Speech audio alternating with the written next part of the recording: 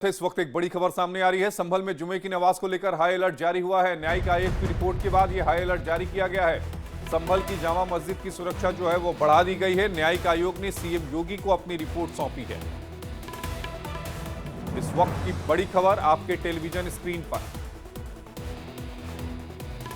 तो संभल की जामा मस्जिद में जो सुरक्षा है वो बढ़ा दी गई है। कल न्यायिक आयोग ने सीएम योगी को अपनी रिपोर्ट सौंपी थी, जिसमें यह बताया था कि हिंदुओं की आबादी संभल में घटी है। तो संभल में जुमे की नमाज को लेकर हाई अलर्ट जारी किया गया है। न्यायिक आयोग की रिपोर्ट के बाद यह हाई अलर्ट जो है वो जारी किया गया है। तो संभल की जामा मस्जिद की सुरक्षा को बढ़ाया गया है। इस वक्त की बड़ी खबर आपके टेलीविजन स्क्रीन पर। कल न्यायिक आयोग ने सीएम योगी आदित्यनाथ को अपनी रिपोर्ट सौंपी।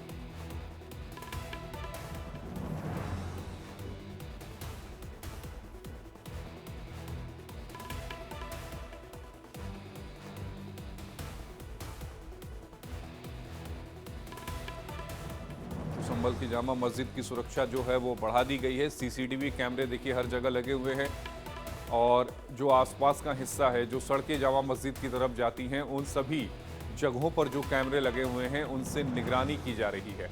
ये वो तस्वीरें हैं जो आपके टेलीविजन स्क्रीन पर हैं। हर जगह हर एक चप्पे की निगरानी जो है वो इस समय की जा रही है। तो संभल की जामा मस्जिद की जो सुरक्षा बढ़ाई गई है उसकी तस्वीरें आपके टेलीविजन स्क्रीन पर।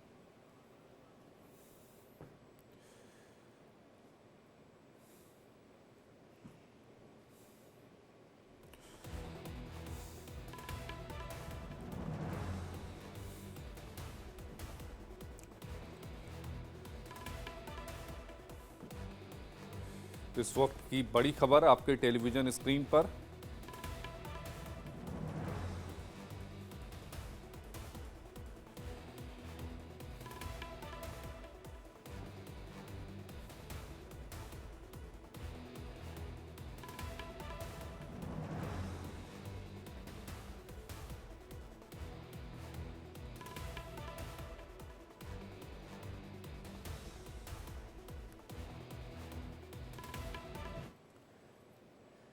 इसी बीच एक बड़ी खबर सामने आ रही है। संभल हिंसा की न्यायिक रिपोर्ट में चौंकाने वाला खुलासा हुआ है। संभल में हिंदुओं की जनसंख्या 30% तक कम हो गई है। रिपोर्ट पर यूपी की मंत्री गुलाब देवी का बयान सामने आया है। उन्होंने पूछा है कि 30% हिंदू आबादी संभल से कहां चली गई।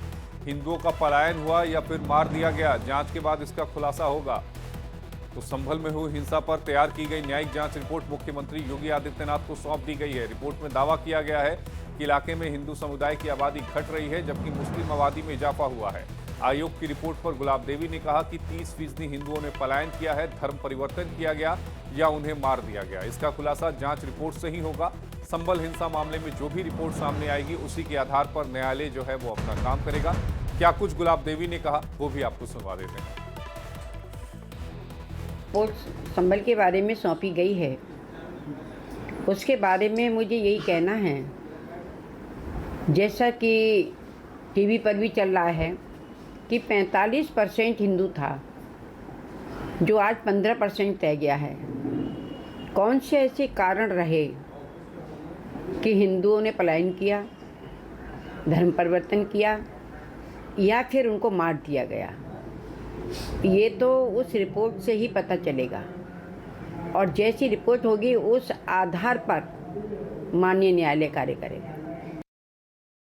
और इसी पर ज्यादा जानकारी के साथ हमारे सहयोगी गजराम फोन लाइन से हमारे साथ जुड़े हैं। गजराम, इस समय संभल में आज जुमे की नमाज है, सिक्योरिटी को बढ़ाया गया है, क्या कुछ तैयारियां प्रशासन की तरफ से की गई हैं, ये बताइएगा। जी, मैं बताना चाहूंगा कि संभल में आज जो रिपोर्ट सौंपी गई है उसके बाद में पहली जुमे की नमाज है, उसको यानी पुरानी घटना को नहीं दोहराया जाए, इसी को देखते हुए प्रशासन की तरफ से पूरी इंतजाम कर लिए गए हैं सुरक्षा व्यवस्था के। यहाँ पर तक कि ड्रोन कैमरा और सीसीटीवी कैमरों से भी निगरानी की जाएगी, जिससे कि कहीं पर भी कोई बड़ी घटना ना घटे। गजराम, और अगर हम बात करें जो रिपोर्ट आई है उस रिपोर्ट पर संभल के लोगों का क्या कुछ कहना है। जी, संभल के लोगों ने बताया कि जो पहले आजादी के समय जो आबादी थी वो 45% हिंदू आबादी थी, लेकिन आज की स्थिति में घट करके वो केवल 15% आबादी रह गई है। तो महज 15% जो आबादी है वो रह गई है। बहुत शुक्रिया आपका जुड़ने के लिए गजराम सिंह यादव। तो हमारे सहयोगी गजराम सिंह यादव हमारे साथ जुड़े थे, जो पूरी खबर पर विस्तार से जानकारी दे रहे थे, बता रहे थे कि संभल में किस तरह की सिक्योरिटी की गई है, किस तरह की व्यवस्था की गई है। हालांकि जो गुलाब देवी ने सवाल उठाया है कि आखिर जो हिंदू आबादी थी वो कहाँ गई। दरअसल संभल में हिंदुओं की आबादी जो थी उसमें 20% से ज़्यादा की जो गिरावट है वो आई है। आज़ादी के बाद कुल 35 जो दंगे हैं वो संभल में हुए हैं। जो जांच कमेटी की रिपोर्ट है उसने अपनी रिपोर्ट में इस बात का जिक्र किया है। संभल में अवैध हथियार नारकोटिक जो गैंग है वो भी सक्रिय है, इस बात का भी रिपोर्ट सूत्र बता रहे हैं कि कमेटी ने अपनी रिपोर्ट में किया है। एक सवाल ये भी उठता है कि क्या संभल में ये जो पूरी घटना थी वो तो सुनियोजित थी, इस बात को कमेटी ने मान लिया है, लेकिन क्या वहां पर हिंदुओं को टारगेट करने की भी बात थी? इसका भी जवाब कमेटी ने अपनी रिपोर्ट में दिया हुआ है कि पुलिस सिक्योरिटी की वजह से वहां पर हिंदुओं को निशाना नहीं बनाया गया। पुलिस की व्यवस्था वहां पर चाक चौबंद थी, जिसके बाद वहां पर हिंदुओं को सुरक्षित रखा गया था। ये बात कमेटी ने अपनी रिपोर्ट में कही थी। तो 30% हिंदू आबादी संभल से कहां गई, ये गुलाब देवी का कहना है। हिंदुओं का पलायन हुआ या फिर उन्हें मार दिया गया, ये सवाल गुलाब देवी जो हैं वो उठा रही हैं। यूपी सरकार में मंत्री हैं। संभल में आज जुमे की जो नमाज है शाही मस्जिद में वहां पर अदा की जाएगी और वहीं पर उसको लेकर जो सिक्योरिटी है वो बढ़ाई गई है। आपका ध्यान में होगा कि संभल में जो हिंसा हुई थी वो सुनियोजित थी, उसको लेकर पहले ही इस पूरे मामले की जांच जो है वो चल रही है।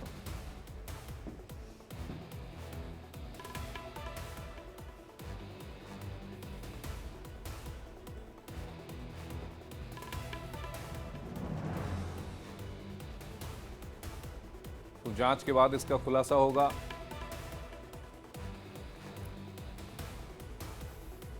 और हमारे साथ हमारे सहयोगी अभिषेक पांडे, ब्यूरो चीफ लखनऊ से हमारे साथ लाइव जुड़ गए हैं। अभिषेक, ये जो रिपोर्ट है, इस रिपोर्ट में केवल हिंदुओं की आबादी जो कम हुई है उसका जिक्र नहीं है। इसमें कई बातें जो हैं वो निकलकर सामने आ रही हैं कि जो पूरी हिंसा की गई वो सुनियोजित थी। बताया यह भी जा रहा है कि हिंदुओं को टारगेट करने की कोशिश की गई थी। अब जरा पहले यह बताइएगा, रिपोर्ट में क्या कुछ अहम पॉइंट्स हैं जिनके बारे में ये रिपोर्ट बतलाती है कि किस तरह से पूरी हिंसा को अंजाम दिया गया? देखिए, कल से ही हम अपने चैनल पर दिखा रहे हैं कि 450 पेज की ये जो रिपोर्ट है, इसने कई ऐसे सवाल खड़े कर दिए हैं जो अब लोगों के सामने अब आए हैं। आई ओपनर के तौर पर इसको देखा जा रहा है। गुलाब देवी ने भी वही सवाल उठाए हैं कि आखिर जो 30% आबादी कम हो गई है, जो आजादी के बाद नगर पालिका क्षेत्र में 45% हिंदुओं की आबादी होती थी, अब वो महज 15% कैसे रह गई है? इसके पीछे कई सवाल हो सकते हैं। हालांकि ये भी कहा गया है कि इस दौरान लगभग 16 या 17 ऐसे दंगे हुए हैं जिसकी वजह से हिंदू आबादी को वहां से माइग्रेट करना पड़ा। लेकिन सवाल ये भी है कि अब ये जो दंगे थे ये सुनियोजित तरीके से एक ही क्षेत्र में बार बार हो रहे थे, उसको कैसे देखा जा सकता है? क्या वो सिर्फ हिंदुओं को टारगेट करने के लिए किए जा रहे थे, या फिर वहां पर जो तुर्क और पठान आबादी का आपस में जो वर्चस्व है उसके कारण हुआ है? गुलाब देवी ने लेकिन एक सवाल जो पूछा है कि ये 30% आबादी गई कहाँ, ये अभी अनसर्ड है, इसका कोई जवाब नहीं है। क्योंकि रिपोर्ट में सिर्फ बारे में किया है, ये इसके बारे में बताया है कि हिंसा कब हुई, क्यों हुई है, इसके पीछे के कारण कौन थे, इसका प्रशासनिक फेल्योर था तो उसके लिए कौन जिम्मेवार था। लेकिन अब वही ये गुलाब देवी का एक बड़ा सेंसेशनल बयान सामने आया कि 30% आबादी आखिर गई कहाँ? जो रिपोर्ट है उस रिपोर्ट में इस बात का भी जिक्र है कि आजादी से अब तक 15 दंगे वहां पर किए गए, जिसके बाद हिंदुओं का पलायन हुआ, ये बात समझ में आती है। लेकिन रिपोर्ट में यह भी तो बताया गया कि अवैध हथियारों के अड्डा जो है वो संभल में बनते जा रहे हैं। नारकोटिक्स जो है वो वहां पर पूरी तरीके से सक्रिय है। तो प्रशासन कर क्या कुछ रहा है और ये सब पनप कैसे रहा है? देखिए, इस रिपोर्ट के एक पैराग्राफ में मैं देख रहा था, उसमें इस बात का जिक्र किया गया था कि ये प्रशासनिक अक्षमता भी है कि इतनी बड़ी वारदात आखिर वहां पर कैसे हो गई। क्योंकि वहां पर आपको याद होगा 19 मई 2024 को जब वहां पर सर्वे का काम शुरू होता है और 24 तारीख को जब वहां पर हिंसा होती है तो विदेशी मेड के कुछ पर मिलते हैं। वहाँ पे बहुत से ऐसे घरों में आपत्तिजनक लिटरेचर मिलते हैं। जब वहाँ पर पुलिस रेड करती है, रेड करती है, घरों में लोगों से पूछताछ शुरू करती है। तो ये एक ही क्षेत्र में ये सब हो रहा था। 15 दंगे एक ही क्षेत्र में हो चुके थे। वहां पर हिंदुओं की एक आबादी जो बहुसंख्यक की स्थिति में थी, वो अचानक से अल्पसंख्यक कैसे हो गई। ये तमाम जो सवाल हैं, ये इसमें 450 पेज के रिपोर्ट में 3 सदस्यीय समिति ने सरकार के सामने रखे हैं कि प्रशासनिक अक्षमता के चलते इतने दिनों से संभल अशांत रहा है और वहां पर किसी ने कुछ किया नहीं। हाँ, एक बात का जिक्र और भी किया गया है, पिछली सरकारों का भी जिक्र किया गया है कि कौन कौन सी सरकारें कर रही हैं और वहां पर इन तुर्क और पठानों का वर्चस्व इन सरकारों में कब रहा है। शफीकुर रहमान भर का जिक्र किया गया है। इसके अलावा इकबाल महमूद का जिक्र किया गया है। ये दोनों नेता समाजवादी पार्टी के ब्लू आइड बॉय हैं इस समय तक। जी अभिषेक नेटवर्क में कुछ इश्यू आ रहा है। बहुत शुक्रिया आपका जुड़ने के लिए। अभिषेक हमारे सहयोगी हमारे साथ जुड़े हुए थे, जिन्होंने पूरी खबर पर विस्तार से जानकारी दी।